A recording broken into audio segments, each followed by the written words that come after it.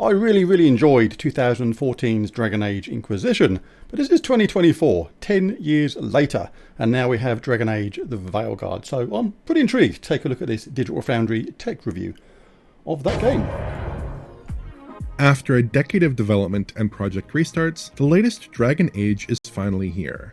Dragon Age the Veilguard is a direct sequel to 2014's Inquisition, and uses an evolution of that game's Frostbite technology, featuring ray tracing techniques and current-gen exclusivity. But with that advanced rendering tech, how does the game scale to more conservative console hardware, especially the 4 teraflop Series S? And how have the game's ray tracing... A quick pause there, take a look at these different versions. As ever, YouTube compression is not going to be as you're going to see these images in real life. They're going to be a lot better than what you're seeing on the screen, regardless of how you're watching it. But yeah, they all look quite nice at first glance, pretty good. Looks like it could be a fairly decent looking game. Flop Series S, and how have the game's ray tracing settings been adapted for console play?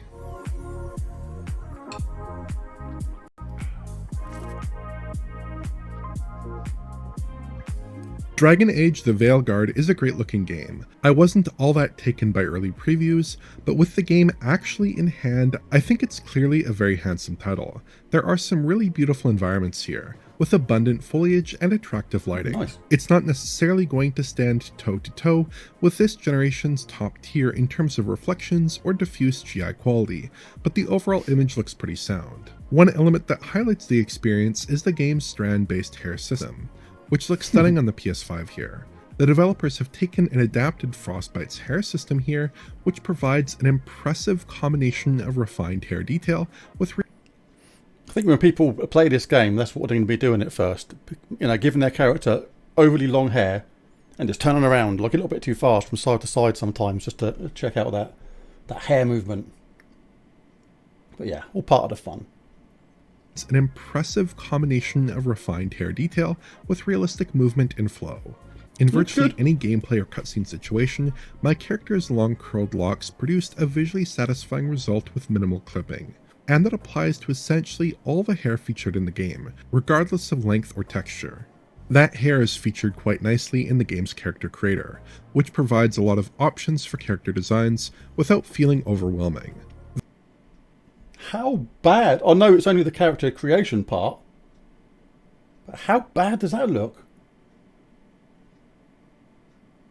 Is this 2024 or 2004? Or was it just me? I know it's only the character creation stage, so it's like, you know, you can sort of stage a lot of people skip out altogether, but crikey. Could have been slightly nicer looking, couldn't it? She's begging for it. Which provides a lot of options for character designs without feeling overwhelming. The rounded off, exaggerated features here ensure the characters don't dip into the uncanny valley. It's a little more guided than creating a character in a Bethesda game, but I feel like it provides a similar level of flexibility, and of course it's easy to skip through if you just don't care. Veilguard's stylization is likely to be a little bit controversial, as the cartoonish faces do stick out slightly, but it did grow on me over the course of my gameplay. Just thinking that about those faces, they're not focusing on being too realistic. They're looking on halfway between realistic and sort of cartoony, maybe a bit more than that, but yeah. Not too realistic, but I doubt if you can be bothered when playing it. Do stick out slightly, but it did grow on me over the course of my gameplay.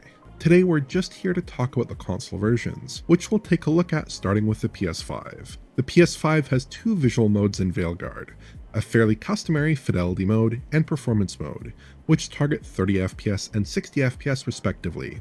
For resolutions, we're looking at pretty typical FSR2 targets, with the fidelity mode usually running at or around 1080p and the performance mode coming in around 720p. At a minimum, I counted 504p in the performance mode, so there is some dynamic res here, although the fidelity... Did he just say 504p?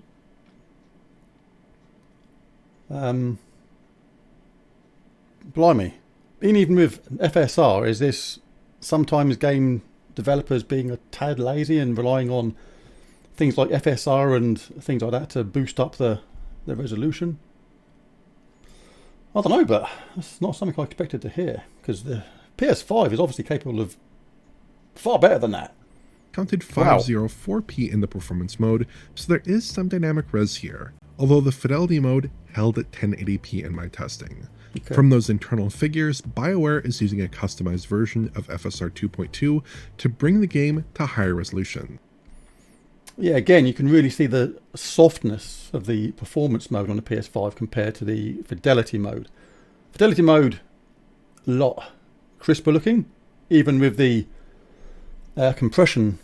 It's visible on a YouTube video. But I hope this gets a PS5 Pro upgrade, because I'd like to see that sharpness of the graphics of the fidelity mode with 60 FPS or more on the PS5 Pro, but with that nice sharpness of the fidelity mode. But either way, if I get this game, which I will do eventually at some point, then I'll still play performance mode. I'd stun like 30 frames a second. 60 frames I'm perfectly happy with for this kind of game. A customized version of FSR 2.2 to bring the game to higher resolutions, likely around 4K for the fidelity mode and 1440p for the performance mode, at least judging by comparisons to the PC code. In practice, I think this works fairly well. You still get some of that classic FSR2 fizzle in motion, but it's less obvious than in a lot of other games that use the technique. Image stability at rest is generally fine, and when moving through a scene it's not too bad either. The technique is stressed most in fast action combat, where complex movement and particles do create issues for FSR, but even when there's a little bit of breakup, it never looks particularly offensive. The fidelity mode is cleaner overall, though the performance mode's doubled refresh helps to keep disocclusion issues to a minimum. Outside of image quality, the other key difference between the two modes is the presence or absence of ray tracing, specifically RT reflections and RTAO, which are featured in the fidelity mode exclusively. The RT reflections can make a pretty big difference in some scenes, adding a level of depth and lighting accuracy to a scene that can't be replicated with cube maps or SSR. RT reflections are frequently applied to water, and sometimes make an appearance on glossy materials like metals. These reflections appear to run using the PC selective RT setting, so they don't necessarily apply broadly across all bodies of water or suitably glossy surfaces. In practice, this means you see a slightly inconsistent depiction of reflective detail. This lake, for instance, gets the RT reflections treatment in the fidelity mode, fixing some oddly misaligned reflections in the performance mode and providing better reflections on this rough water. But on this river, we get the same cube maps as the performance mode, which don't look that great. It's definitely an interesting approach to console optimization, but some of these gaps in reflections coverage do look a little bit odd. Interestingly, when we look at the PC code with RT reflections turned on, some areas do appear to offer much less reflective detail than others. This interior scene has pretty intricate reflections that depict the scene accurately, for instance, while this area features similar reflective detail that's only depicted in screen space. The second area doesn't have RT reflections at all with the selective RT setting, so certain areas may be prioritized with a more comprehensive BVH. The RTAO doesn't seem to be prioritized quite as well though. Take this scene for instance.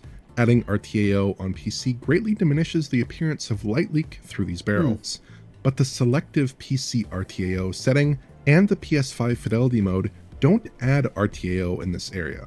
Likewise with this vase, where the PC's RTAO is the only way to fix the glow here. The visual impact can be pretty substantial, but only high-end PC can take proper advantage. I never spotted an area with both RTAO and RT reflections clearly visible at the same time on PS5, so it may be the case that one or the other is simply disabled at a time. I did spot what appears to be RTAO in the game's second area. Underneath these boards, for instance, the PS5 fidelity mode offers a slightly deeper depiction of shade than the performance offering, but SSAO still appears to be present here, and the impact of RTAO is still a little limited relative to what we'd usually see. The improvement over performance mode is pretty subtle. The overall difference between the fidelity mode's apparent RTAO and the SSAO only performance mode is quite limited, I'd say, with the RT reflections offering a greater visual distinction. Still, the overall delta in lighting... Yeah, it looks so much softer then on the performance mode. I really hope this gets a pro upgrade. Or enhancement. with the RT reflections offering Somewhat a softer. greater visual distinction. Still, the overall delta in lighting quality between the performance and fidelity modes isn't that great. Outside of the RT, the fidelity mode appears to use a slightly higher SSAO setting and brighter shadows, which sometimes exhibit more diffuse filtering. Level of detail settings also appear more refined in that 30 FPS mode. Outside of those tweaks, there's not much to separate the two modes visually outside of resolution. Performance-wise, the story is pretty simple. The fidelity mode is pretty much a locked 30 FPS, at least in my experience. There's no frame pacing weirdness here, and the game does a good job landing a consistent 30. It's possible the game may have slightly bigger issues later on, but I didn't encounter any problems in earlier sections. The performance mode is mostly a 60 FPS experience, but it does struggle slightly with periodic framerate drops, which tend to occur in certain cutscenes and environments. Demanding combat moments can also cause a brief dip here and there. It's not a perfect 60 FPS, and you can feel those frame time intrusions occur a little more often than I'd like, but it's a pretty good performance level on the whole. The fidelity mode, 30 frames a second, is not for me. I'd still rather have the performance mode myself. And those minor frame drops in the cutscenes, I'm not worried about that. And unless you're some sort of elite gamer, and I'm not an elite gamer anymore. Used to be a little bit in my 20s, early 30s maybe, but not now, unfortunately. But unless you are after those, those minor frame drops, if that really affects you somehow, then obviously it's not perfect. But that's not the sort of thing that's going to worry me. I don't know many people that could be playing a fast action scene like that and then suddenly do something and say, oh, I must have dropped by 2 frames a second there or something. 60 frames a second is good enough for most people, even if you do lose the odd frame here and there. Dropping the odd frame in there is not the sort of thing that console owners tend to fret too much about. Occur a little more often than I'd like, but it's a pretty good performance level on the whole.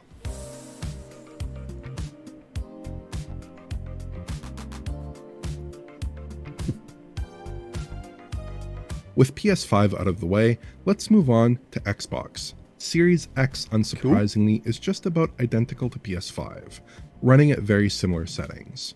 Fidelity and performance clock in at 1080p and 720p respectively in my counts in typical play, with the performance mode at a minimum of 504p and the fidelity mode again holding at 1080p.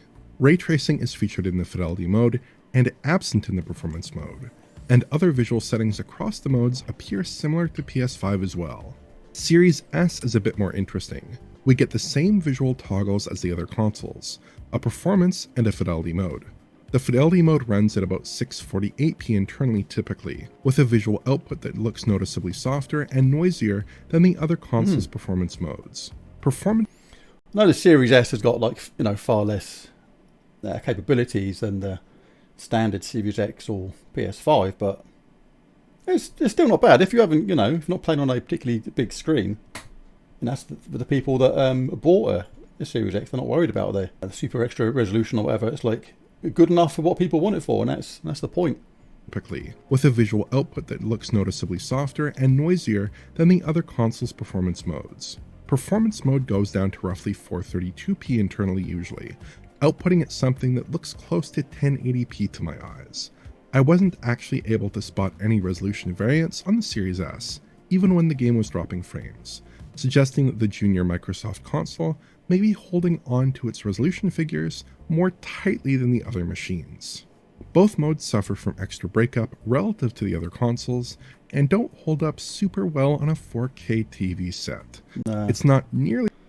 It does look pretty rough on the Series S, has to be said. I think this is the kind of game that on the Series X it would still look, really, really nice, but it does look pretty rough on the Series S, has to be said. Hold up super well on a 4K TV set. It's not nearly as dire as the internal resolutions would suggest, as FSR is greatly upgrading the imagery, but it isn't a foolproof solution at very low resolutions. Series S, unsurprisingly, also drops the ray tracing entirely, with no RT visible in the fidelity mode. The game's superb strand-based hair also doesn't make the cut, with the Series S getting by with less fluid and less detailed hair cards instead. Other settings look similar to the other console's performance modes.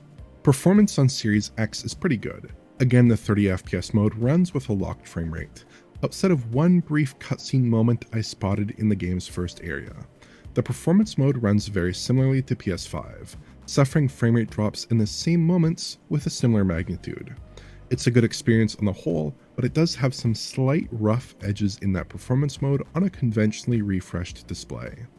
You may notice some screen tearing here, as both Xbox Series machines can tear selectively in the top portion of the screen when they go over budget, with the use of an adaptive VSync system. The PS5 is technically able to do the same, but the portion of the screen where tearing is permitted appears to be much smaller, so the game runs with full VSync the overwhelming majority of the time. Series S delivers a solid 30 FPS refresh in fidelity mode, again roughly matching the other consoles. The performance mode though is a little less stable, dipping below 60 FPS more frequently while traversing environments and watching cutscenes. It mostly runs at a decent enough performance level, it's just not quite up to the standards of the other console platforms. Overall, I'm quite pleased with Dragon Age the Veilguard. It seems especially well calibrated for consoles, relying on a selective RT implementation to avoid stressing the console's GPUs, and delivering decent image quality and good performance. It's a more console-friendly experience than many other big-budget games this year, though it's not perfect either. On PS5 and Series X, I have a preference for the performance mode, which delivers most of the game's visual appeal at a reasonably good 60 FPS update. There are a number of nips and tucks, but none that have a big impact on the experience, and image quality is generally fine sitting a normal distance from a 4K TV. Plus, VRR helps iron out any dips if you have an appropriate display. That's the difference. Like, a lot of these PC versus console arguments or debates are born from the fact that a lot of PC owners prefer native 4K, or they say, oh, my whatever graphics card can do native 4K. It's much more important for PC players to have native 4K because they sit so much closer to their monitor or display that, very, very close to it. Sometimes you're like an arm's length away. So if you've got really good eyesight, you will notice that extra resolution, that native resolution. When a console owner typically might have I've got a 65-inch OLED TV I've got to play on, and I'm 8 foot away. So unless you've got the eyes of a hawk, you're generally not going to notice the native resolution versus upscaled resolution from that distance. But you would do if you were really close to it. That's the whole point. At a normal viewing distance for a console owner, it's really not going to make much of a difference unless you've got bionic eyes or something like that. So yeah, it should be for the most part okay. Really fine sitting a normal distance from a 4K TV. Plus, VRR helps iron out any dips if you have an appropriate display, and eliminates tearing. On Series S, I think the choice is less clear. The fidelity mode offers more reasonable image quality at a consistent 30 FPS, while the performance mode has to make do with a much more compromised image at a less stable 60. I'd usually take the 30 FPS option in these circumstances, but Dragon Age doesn't have much motion blur, which makes the 30 FPS option a bit less smooth feeling than I would like. Considering the hardware though, it's a perfectly good experience, especially considering many other Series S efforts drop high performance modes entirely. I don't think Dragon Age fans will be disappointed with Veilguard, and I don't think console gamers will either. BioWare's latest RPG is a solid experience on current-gen console hardware. So there we go, Dragon Age the Veilguard tech review. It's actually quite interesting to see the different versions on test there, but I would always go performance mode myself, because like I say, the softer graphics you are generally going to notice if you've got really good eyesight and you're sitting at a normal distance away from the screen, but it depends upon how tolerant you are to the 30 frames a second. I really don't like it. I'd much rather have slightly softer graphics than sharper graphics and that judder, which I can really, really notice. I'm really quite intolerant of it. So if you're not intolerant of the 30 frames a second and you might prefer fidelity mode. Either way, I hope there's a PS5 Pro version of this where we can get the fidelity and performance mode effectively at the same time. But there's a video. If you enjoyed it, be sure to bash that like and subscribe button, and I'll catch you again in the next one. Bye for now.